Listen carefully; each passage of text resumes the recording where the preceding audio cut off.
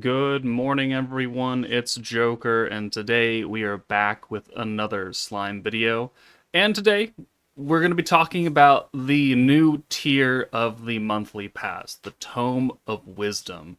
Now, earlier today, we put out the little informational thing about how it makes the Kaijin event not quite as good. So if you watch that video, this is just kind of a continuation of it. We're going to be talking about everything that is included and not just the half stamina. So, is this Tome of Wisdom monthly pass actually worth paying for if you want to pay money? At $10, it gets you a daily, so for 30 days you get like 250-ish crystals or something, daily 8 crystals, and that is just automatically applied when you log in. And all of the monthly passes give you that as well. So the daily quest right here, so log in 10, that's from the big one, log in 3 from the small one, and log in 8 from the new monthly pass. Like that is just applied generically. And then on top of that, at the first or whenever it expires and renews, you get another 15 crystals. So essentially, you're getting almost a multi, not quite. I wish they just straight up gave you a multi. Like I don't know why it's so friggin' hard to do that, but an extra 255 crystals every month. I mean, is fine, especially when you've hit like mid to end game and crystal income is really not great. You take anything you can get. So overall, fine, whatever. You do get the guaranteed EX ticket, and you get that once a month when it renews. You also get one of each color of the battle cluster, one protector and one battle unit. And this, unfortunately, is kind of shit because you only get one. It takes 5 to unlock a node on any character. So if I wanted to go to the new Blanc and get one of these done, I need 5 of these, not one. And if I want to do her entire board, 5, 10, 15, 20, 25, 25, you get one a month. We're talking over 2 years of having that monthly pass in order to get one character fully rocked up. And that is just hilariously awful. They are so ridiculously stingy with these, and I don't understand. Like, you could have made it at least 2. If you made it 5, would be great. It is only once a month, and it is only enough to get one of those little nodes activated if you gave us 5 each. Like, I don't see the problem with that. It's not like you can farm these endlessly or something, but that's a pretty big L right there. After you have it for 1 month, you get the 10% EX ticket, which is a guaranteed 5-star, 10% chance to meet EX character. I don't know why they just don't give you an extra EX ticket like this. Like, EX units have been around for over 2 years now, and some of them are just really bad. Some of them are good still. Some of them are really bad. I don't know why they couldn't just do an extra EX ticket right here. So overall, like this first little layer up here is okay. It's not great. It's okay. What is interesting, though, is the extra parallel processing slot. So if we go to what events that are currently open that are highly grindable, like, say, the Great Harvest Quest, and I want to grind fruit. Okay, now I have 2 different slots here, and I could click one, and I could say, oh, you know what? Let's use some of my 6,000 stamina potions, and let's farm some fruit, because a lot of characters that we use like fruit. So we're going to have 996 stamina. Let's parallel process that for a couple hours. Okay, cool.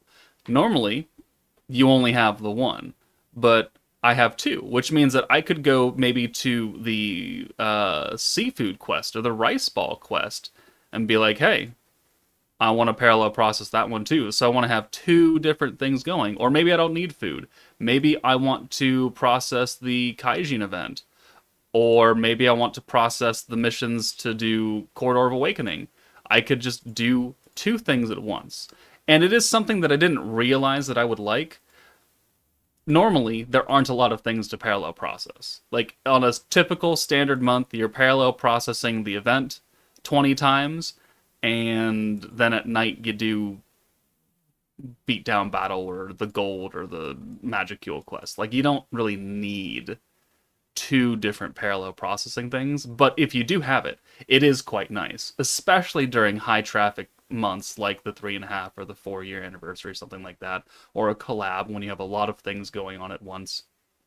So in those at specific scenarios, it is very nice to have 2 slots, especially when the food harvest is here. So that's actually pretty big W. I didn't realize it would be as good as I thought it was, but I do enjoy it. And then the skip ads per day, the bonus ads, the free singles that you get on your phone. Cool. I guess it's just 3 free singles without wasting your time. I don't play on my phone. Generally, I'm always on the PC, the beta app, and they don't have the recruit bonus at all. So this doesn't really affect me, and I forget to do them on my phone all the time. I've only done it like 4 or 5 times total. It's been around for quite a while. This doesn't really affect me all that much, but I'm sure people have pulled things off the ad singles. Like, don't get me wrong, they have, and that's great. It's just that I particularly doesn't really impact me that much. Valor Cup, you get double the experience for beating a stage in normal ranked Valor. So when you're going through and you're doing Valor Cup, whether it's on a monthly reset or you're just starting out and you got this for free, now look at this. I can get 20 of the little tokens, which will then push me to rank up, plus all the other rewards for doing the missions, right? So potentially you could get like 25 to 28, I think, maybe somewhere around there. 28 experience per top tier fight if you do everything, and that will make you rank up quite quickly. And if you're just starting out, that means you're going to progress really, really fast through these rewards. And it's the first rank rewards are huge. You get better gear than what you're probably forging right now. You get EX ticket, you get crystals, you get charms, you get hammers and moats. Like, you get the EX ticket for the first time once you hit master. Like, having the double XP increase here is good for newer players. For older players who already acquired that, it's not as interesting because there's nothing new, and if you do Valor at any kind of average tick, you're gonna get back up to master by the end of the month. So it's not super necessary for end game players, but it is nice because it means that every week you get a little bit extra coinage because you're ranking up twice as fast technically. So it is cool. It is much better geared towards newer players though to really really rush those rewards. And then finally, the thing that we talked about earlier today, the training quest half stamina. And this is actually really, really huge, especially when the Kaijin event is around. So if you didn't watch the previous video today, we learned that doing the Kaijin event gives you roughly this amount of rewards with a full process. 20,000 smalls, 3,000 larges, and the rainbows in between. But if the training quest, the ability release training quest, is at half stamina, which is 2, which is actually technically less than half because it normally costs 5, you actually get quite a bit more. So even disregarding the barrier stone bonus, 40,000, because you're doing 498 runs for the same amount of stamina, 996 versus 990, and you're getting double the increase. So it is a more cost efficient for your stamina if you have the new tier monthly pass to do just the standard ability release quest rather than the Kaijin event. But this only applies if you have the new monthly pass. If you don't have it, then the Kaijin event is still better. But 2 stamina for this, 2 stamina for gold, 2 stamina for magicules, 0 stamina for the predator battle because it used to cost 1, and now it costs nothing to do it, which honestly isn't that much of an impact because it only cost 1 stamina to begin with. But just having the ability to farm more gold, more magicules for the same amount of stamina that you normally do or put into it is pretty big. Unfortunately, it does not cut down the cost of the EX rocks. I kind of wish it did. That would have been really, really good if they cut this down to like 2 or even 1 tickets required per run. Unfortunately, not the case. But overall, I wasn't really super sold on this new monthly pass tier when it was first announced and we didn't know the price of it. I thought it was going to be more than the Tempest Treasures, and then looking at that, I'd be like, oh, hell no. Hell no, it's not worth it. But at $9, $10, it's only slightly more expensive than the lower tier one, and the things it gives you are okay. So I would definitely suggest that everybody do the free month because it's free, right? You can subscribe to it and immediately cancel it, like 10 seconds later, and you will still have all of these rewards for the next month. And then it just won't auto renew and it won't charge you the $10 in the month of May or whenever. But if you don't pay money, then it's not a big issue because you're not going to subscribe to it. If you are on the fence, I still consider these two more impactful than this new one because you are getting Koban, you are getting Platinum Hammers, you are getting Crystal still, you're getting the premium summons, you're getting 4 of them if you buy both.